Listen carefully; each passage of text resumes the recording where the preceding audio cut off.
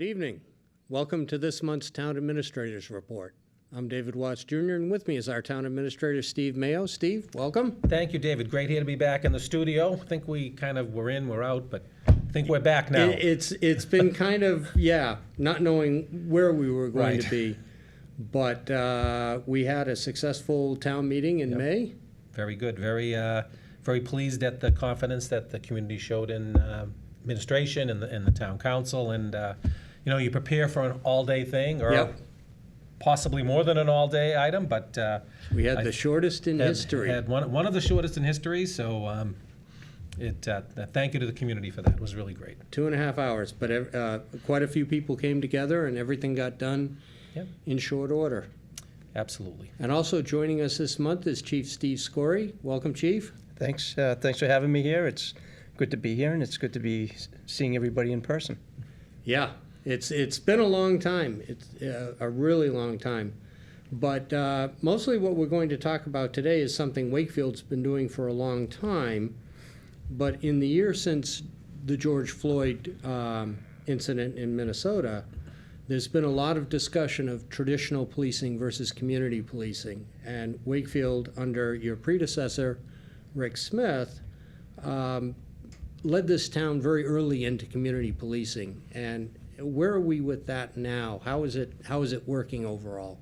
Works great. I mean, we have a great community policing foundation here. We've always been heavily involved in the community, and I'm talking going back to when I first started here back in 2000. I'm sure it extended before then too, but we've always had a great relationship with the community. We run a lot of terrific programs. Whenever there's a new problem, we identify the problem, we figure out a way to resolve it or try to resolve it, but we have our thumb in the community all the time.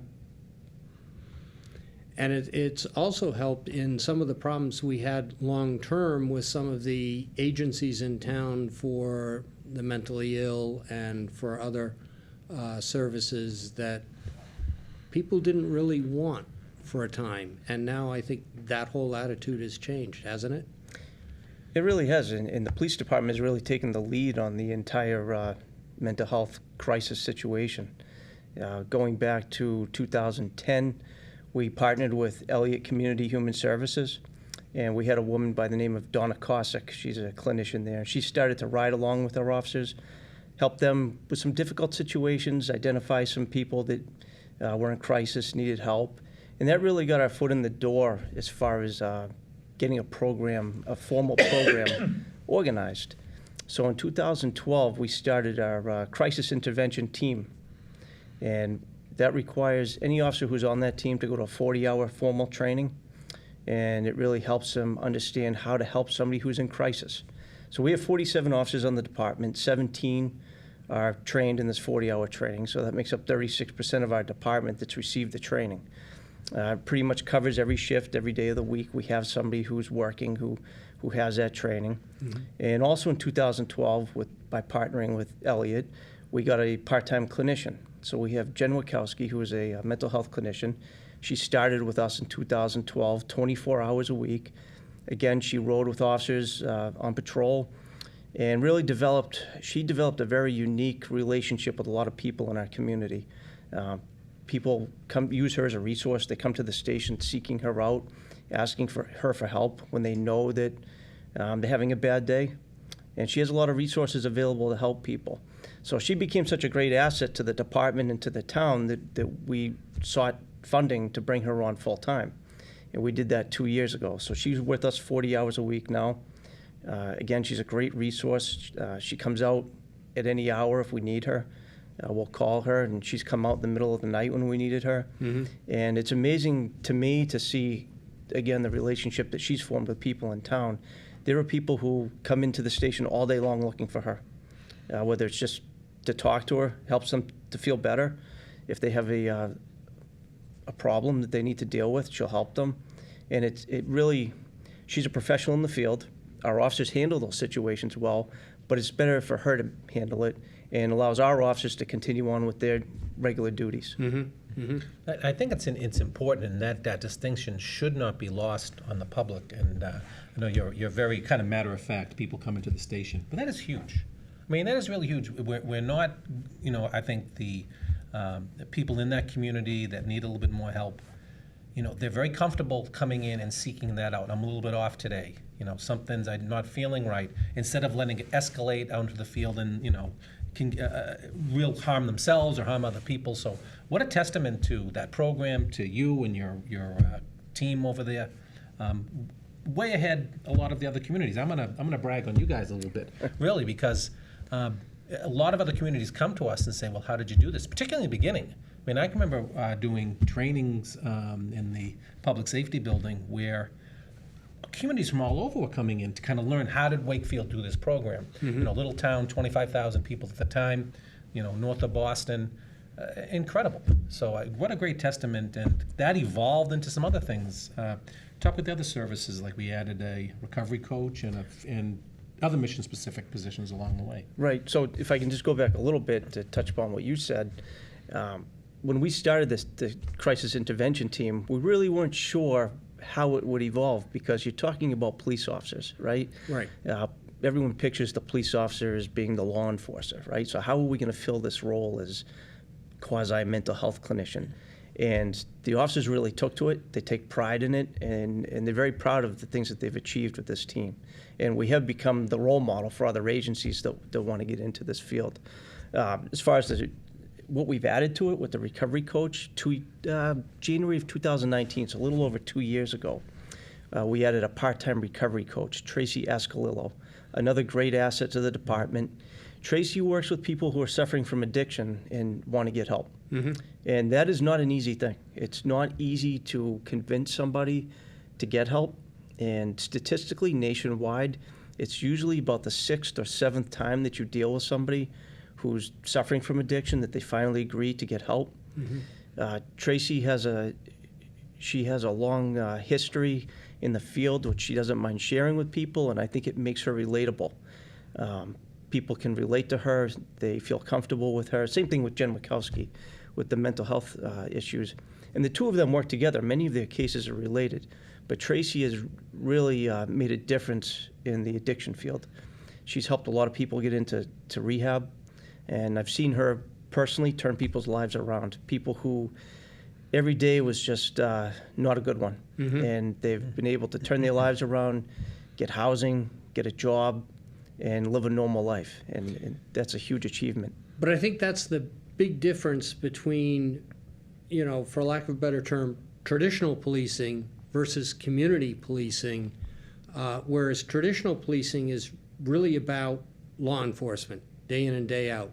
It's about taking people who are a problem off the street, putting them in jail, putting them in the system, as opposed to finding a way to see what's going on with them and somehow help them. And in the long run, has it made a difference in the way that the police department in Wakefield is seen by the community at large? I would hope so. I mean, when you talk about traditional policing, when I think of the term traditional policing, what is that? Is that going back 70, 80 years ago? Because I don't think there's any profession that's evolved more than law enforcement, right? As society changes, we have to change with it. And I think we've always done a great job of that. When we identify new problems that 20 years ago weren't a task for the police, we take that on as a challenge, and we meet that challenge. So when I think of traditional policing, maybe 40 years from now, what we're doing right now is traditional policing for the next generation. I think it's made a huge difference. Whether the entire community sees it or not, I don't know. But I know that the officers know that when they go home every day and they look at themselves in the mirror, they know that they made a difference for somebody that day in town. Yeah, and they really have. And I think the vast majority of the community does see it. And I've spoken with the chief about this, spoken with his officers about this, and he knows that. There's always going to be the naysayers out there. Yes. On all of our professions, no matter what we do. But I do really think that when you look at, approval of budgets, because we really need to thank the Board of Selectmen, Town Council, and town meeting, the people of town meeting, that approved these extra positions in the police department. And these were not easy times when some of them were added in there. I mean, adding in a recovery coach, adding in mission-specific officers, a family services officer, maybe we can touch on that in a little bit. Adding, increasing the hours of the clinician. There haven't been really easy budgetary times. Right. Wakefield's done well, and I think this is part of why we've done well. But I think the community, I can remember very few concerns, if any, in presenting these budgets and talking to both the town council and to town meeting, and culminating in the latest, in the rebuilding or refurbishing of the public safety building. We came back with something, and I don't think there was one. I think it was almost unanimous at town meeting, if not unanimous. And then, really easy. We went through it. So I think the community does see it and does appreciate it, and I'm so proud of Right. our officers because of that. Starting with Chief Scoring, going down to our newest recruits, and even the police involvement in things like the Gay Pride flag raising, Juneteenth flag raising, Memorial Day services. There's always a police presence, always well respected, and that's really But it's great also, testament to you and to your staff. but I think it's also the fundamental change that has occurred in the relationship between the police and the town at large. Oh, yeah. Before this change started to happen, there were problems downtown with panhandlers. There were problems with some of the services that had their headquarters here in town, and the residencies on Chestnut Street, Right. for instance. And that has largely gone away because they are now working with them as opposed to working against them, I guess would be one way, or just not finding a way to Right. work with them. And that is, I think, a fundamental difference that has changed also the relationship between the police and the townspeople that didn't exist before. Yeah, certainly way back in the 70s, it wasn't like it is today. Yes, we can remember that, unfortunately. But, the other side of that is Wakefield is one of 351 communities in Massachusetts, and the police department in Wakefield is certified. What is that all about? So certification, that came about through the Massachusetts Police Accreditation Commission, which was originally created in 1996 under Governor Weld. And it was a commission that worked under the Executive Office of Public Safety. Then in 2004, it became a nonprofit organization. And they set certain standards for police departments. So to be certified, you have to meet 159 specific standards. And so you meet those standards, and what they include is they cover such areas as agency authority, jurisdiction and use of force, recruitment, selection and promotion of personnel, patrol, traffic operations and criminal investigations, victim witness assistance, emergency response planning, prisoner transportation and holding facilities, records and communications, collection and preservation of evidence, and property and evidence control. And what it really does is it governs your policies, your rules and regulations and your policies. So our policies meet a national standard. So, for instance, after the George Floyd incident, we heard a lot about use of force. Our use of force policy met a national standard. So when people talked about, we need to start looking at police departments' use of force policies and see if this or that or the other thing is in there, ours met the standard already. So that's where certification brings you. It brings your department up to a national standard. So that if you've certified, you're way ahead of everybody else. I really thought of the certification process, and gone through it with every 3 years. It's every 3 years. Every 3 years you need to go through it. Is that it really is ensuring that your department is promoting and enacting and has by policy best practices, and that's really, to me, what it's all about. And like the chief said, way ahead of the national standard, way ahead of a lot of the people around us. So, I do agree. Absolutely a fabulous job by a police department. But you did mention the George Floyd matter, horrible, horrible incident that I can never imagine any of our police officers doing anything infinitesimally close to that. But that sprung a lot of different marches, a lot of different gatherings, and we had one in Wakefield. And I'd like you to walk through how you and your department worked through that, which ended up being actually a very moving, excellent day. Very positive Very experience positive for experience. everyone there, yeah. Everyone there. Yeah. But a lot of stuff happened behind the scenes that I don't think people know about it. I mean, I know because you and I talked a lot. Sure. Sure. But kudos to you about how you handled that. So why don't you walk us through that a little bit? So that really came on fast. I believe it was just about a year ago now Yeah. that the march occurred. So I found out on a Friday afternoon that there was a youth group from the high school planning this march. And I contacted the school superintendent and I asked him, can you put me in contact with the student who's organizing the march? Because we really need to come up with a plan. So he gave me her phone number. I called her. Very nice young lady. Yeah. We spoke on the phone. She told me what her plan was. And I said, well, okay, let's talk about this and see if how we can improve it. I know what your message is. And if you're going to do this, let's make sure we do it right. So, and we wanted to do it safely. Mm-hmm. So originally the plan was to leave the Galvin Middle School and walk down Main Street to Nahant Street to the high school.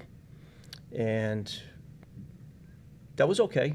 But it was, I don't think it was, what I said to this young lady was, if you really want to get your message out, you want people to see you, you need to take a route where more people will see you. Right. So let's change that. Let's leave the Galvin, go down Main Street, let's use Water Street. You'll see more people on Water Street.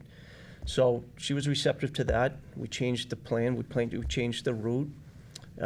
Then quickly, as on the police side of this, we had to organize a safe route of travel for this group. We didn't know how many people to expect. So quickly, I'll give credit to Lieutenant Joe Anderson. He put a incident action plan together very quickly. We utilized our bicycle unit and a number of officers on foot and cruisers to provide a safe route of travel along Water Street. That's where my real concern was. Main Street, we could block off real quick to get people out there. It was just my concern, safety-wise, was that long stretch from Main Street down to Farm Street. Mm-hmm. The officers did a great job controlling traffic. Everybody was able to walk in the eastbound lane. We got everybody to the high school safely. And then, again, from a safety standpoint, I knew there would be some speakers when we got to the high school. Prior to this march, some other towns had some marches and some gatherings, and there were counter groups that showed up. So we had a safety concern whether anyone else would show up who would try to counter our youth. And so we had a security plan for that. Luckily, nobody showed up, but it went smoothly. I'm glad they were able to fulfill their goal, accomplish their goal, and get their message out there. And we did it successfully without any incident. Right, and a couple of things that happened along the way is that the police department monitored social media to see if there were any of these troublemakers that were coming in, because we knew the marchers had a wonderful message and they were wonderful. They were our students and our teachers' children and people that were familiar with us. And we monitored that. We did ask that our people that are in here don't broadcast on social media, okay? Some people said to me over the weekend, this was like Friday, it happened Sunday, right? It was like 2 days? It was quick. 2 days. Some people said to me, well, Steve, you should have blasted it out to the commercial community and because we may have wanted to board up our windows. And I said to them, what kind of message would that have sent? Right. That was not what this was about. And I got to tell you, in the interaction with this wonderful, smart young woman, high school junior or senior, I think, who organized this. Boy, what a fabulously intelligent, passionate young woman who spoke beautifully. Her mother was there, spoke beautifully. I think the crowd was incredibly large and respectful and diverse, exactly what you would want to see. Absolutely. I mean, I know I left for home from that after a few hours, absolutely so proud of the community and so proud of the police department for what they handled and how they handled it. And you felt my being there and talking, really standing back and listening to Chief Scory speak with the group. There was a partnership there. How are we going to do this event and do it safely and do it well and make everybody proud? And that exactly happened. Do we have a long way to go? Absolutely, we all have a long way to go. But that was a shining moment, and really based on how you handled it. So Thanks. What was you. what was interesting later on is when the police reform bill came out, Yeah. there's actually language in the bill that says how they would like police departments to handle cases like this. And we did that. We did it 7 months before that bill was even written. And Mr. Mayo expressed it, told me how he got calls from businesses downtown. And my response to him was, there were a lot of police that you could see that day. There were also a lot of police you couldn't see. Right. So we had it all covered. Yeah. Right. But at the same time, they were allowed to have the demonstration, the speeches afterward, and make the point to everyone who was there to witness it, of a positive message.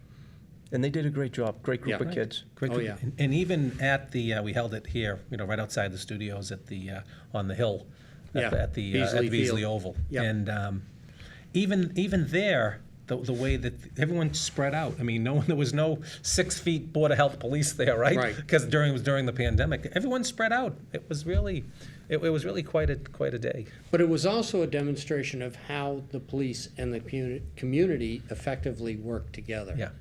That there isn't this push and pull that you see No. in so many communities between the residents Yeah. and the police department. No, really.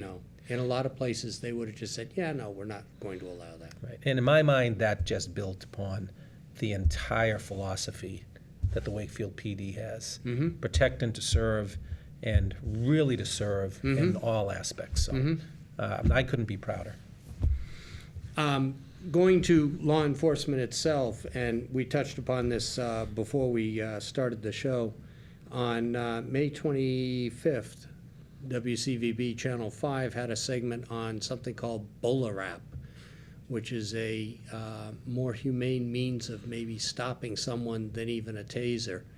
You want to talk a little bit about that and what possibilities Wakefield has for employing something like that? Sure. So over the last year, I know there's a number of companies that are working on different less lethal devices. Less lethal meaning that it doesn't cause death. Right. One of the items that I've seen is what they call bola wrap. I've only seen it on some YouTube videos. It's an interesting device. It shoots out a, I guess we'd call it like a zip tie almost, where it can wrap around a person.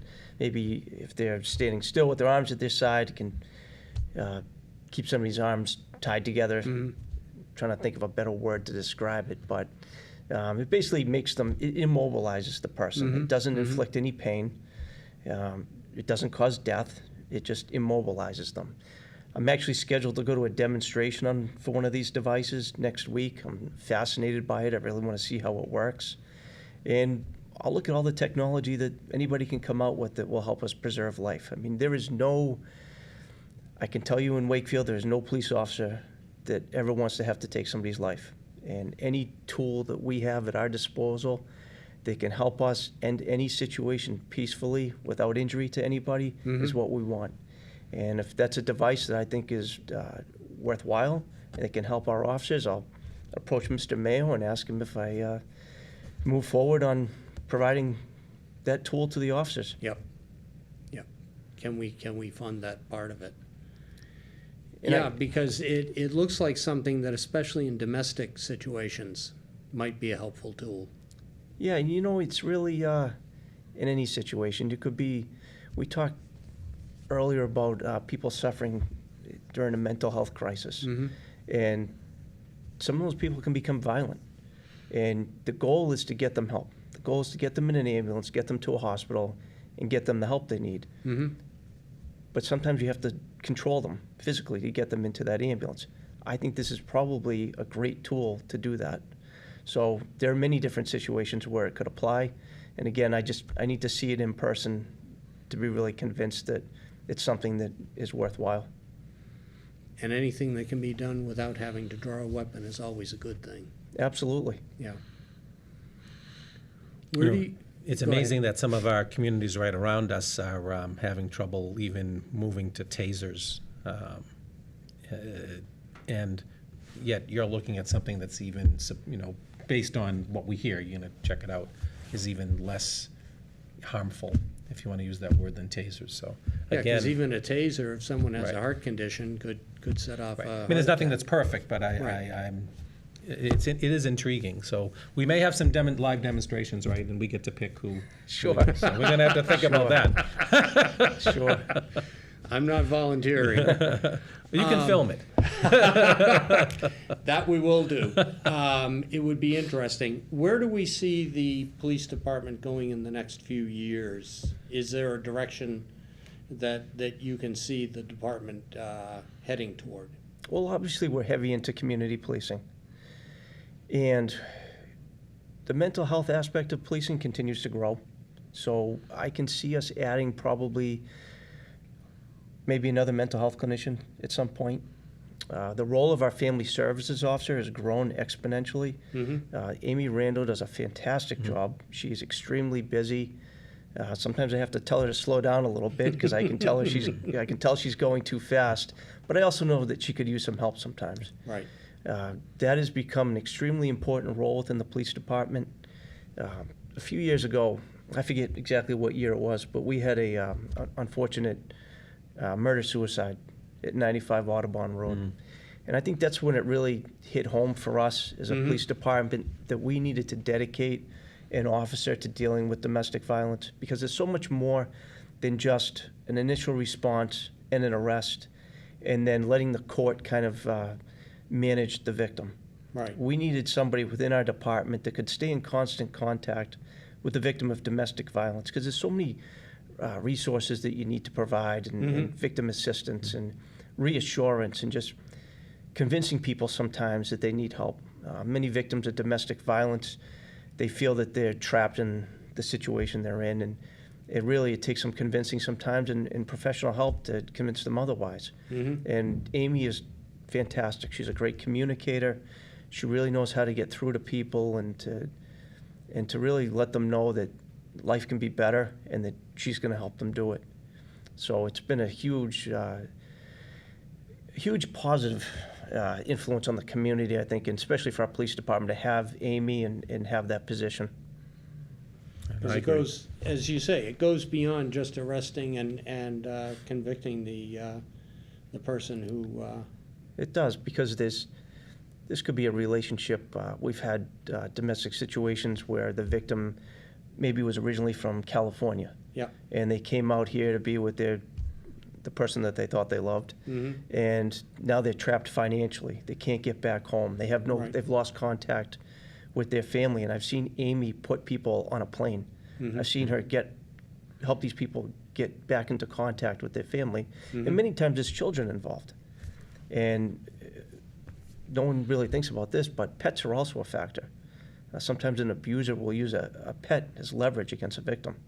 So there's a lot that goes into a domestic violence situation, and Amy is fantastic at what she does. And Amy is I've seen her there really, and particularly in the tragedy that you mentioned, still maintaining close contact with the other family members Sure. that had to witness the end result and Sure. helping them, work this through and assimilating them into the community. It's really very moving and well worth every penny that we as a community put into it. And again, says a lot about the department, a lot about the community that they're funding these positions. So.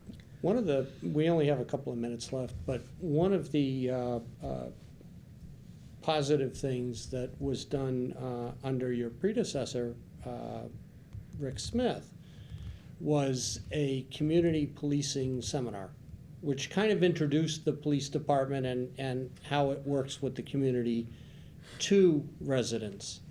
Obviously, COVID killed that for a while. Is that something that will come back, so that especially with new residents who aren't familiar with the town yet, they can get kind of an underlying understanding of the relationship between Wakefield and the Wakefield Police Department. It's funny that you bring that up. So one of the things that we've been working on, and hopefully we will get up and running this fall, is a Citizen Police Academy.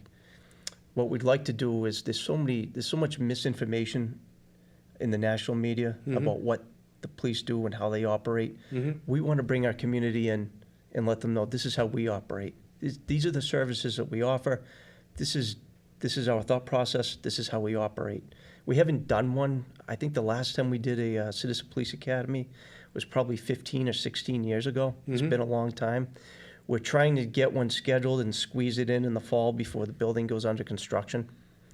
And I think it's coming together. We're putting together an 8-week program right now. And I think it's really going to help people understand why we do the things that we do and how we do them. And I just want to add one thing. I know we're limited on time. You talked about community policing, where I see this going in the future. One thing that we've recently added, we were at a mental health conference 2 years ago before COVID. And when we were at that conference, there were 2 police officers from Greenfield, Massachusetts there. And they had 2 St. Bernards, and they were therapy dogs. And I talked to those officers. I said, what do you do with these dogs? And they told me what they use them for. And I said, interesting idea. So then I started to move on it a little bit. COVID hit, slowed us down. But our department recently obtained a therapy dog. And the therapy dog has been assigned to Officer Kelly Tobine, who's a school resource officer at the Galvin Middle School. So the dog is, right now, I believe the dog is 12 weeks old. It's a black lab. It'll be assigned to Kelly. It'll be with her in the schools. The school committee just approved that last night. And I think it's going to have a great positive influence on the kids. I don't think there's anybody that suffered more during this pandemic than the kids. Having to be home, out of school, out of contact with their friends, not being able to participate in sports and activities.